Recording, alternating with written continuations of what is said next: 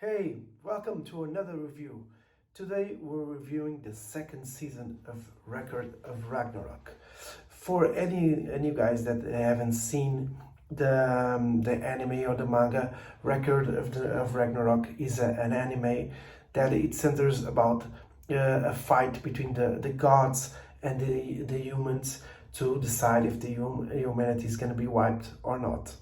It has more plot details, but I'm not going to spoil it and read it for you guys. So the first season, I didn't think it felt justice. I'm up to the manga right now. I haven't watched all the fights, and I really think the first season, the type of animation, the type of movement in the characters, it was not very good. It was I Netflix tends to have that type of animation that is really CGI related, really not fluid. The way that the moves are doing it, it's not like the really cool animation like you see like from Studio Mappa, or you see like in Jujutsu Kaisen, and you see like or in even Dragon Ball, Demon Slayer, Fate Stay has one of the best animators, animations in fights. I really always thought that Record of Ragnarok as a fight anime should have a better animation. It's one of the most hyped mangas that I read in the latest years. So I was really hoping that Netflix could make justice in the second seasons. Have they nailed it? What do you think about it? I thought this one is really better. I'm not saying it's gonna be perfect. I'm not gonna say that it's a perfect adaptation. I said it's cooler. It's really cool because the fights are better. The animation is really better. There's some drawings and some characters that are really nailed it. The character like so full of details. Their powers are really full of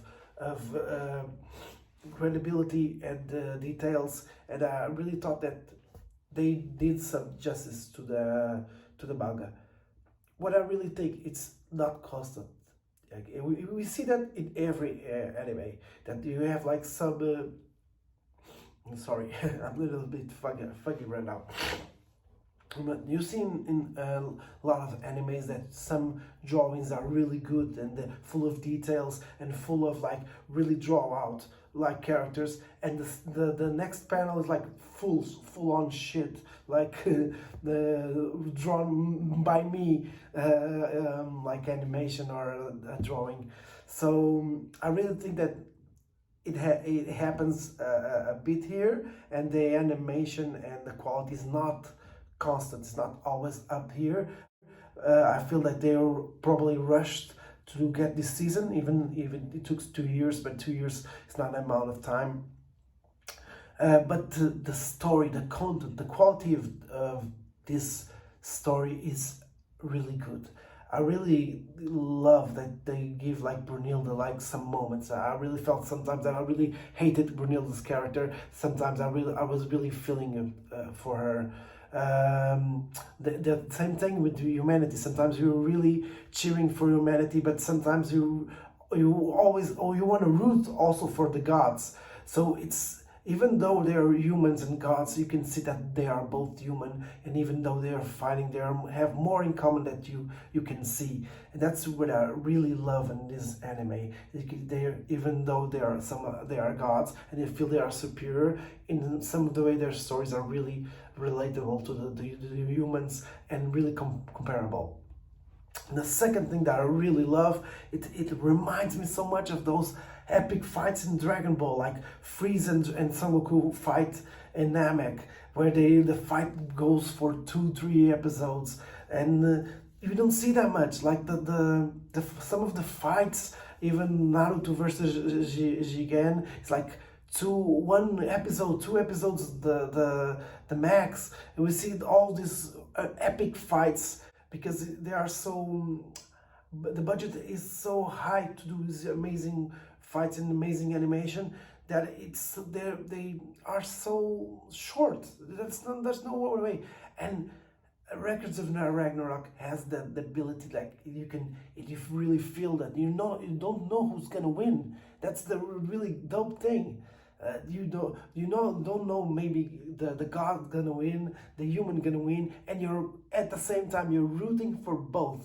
And even though there's tons of fight left to cover, and there's so much thing happening in the manga, and story wise you only get like 2 fights in this season, but I really think like Netflix was smart and getting less information but with more quality, less fights but more quality, like really giving the characters the quality they deserve, at the same time building up their story, building up the content, and that's the thing that I didn't see in the first season.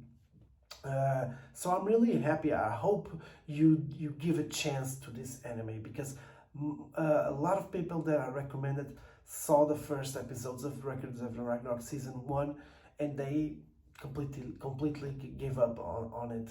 But like give it a go. Like go for the first season, go through it, and I really think you're gonna appreciate the second season a lot more. And if you're a fan of the manga, if you're a fan of fight animes, and if you're a fan of story and gods in general, I really love this type of content with gods, like God of War, like Blood of Zeus, like even medieval things like The Witcher. I really love when mythological stuff, and if you're into it, I really think that you're gonna like this anime.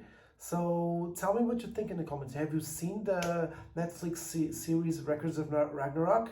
Stay tuned, because tomorrow it's Last of Us, the 3-episode review. So stay tuned, subscribe, and give us a like. Peace.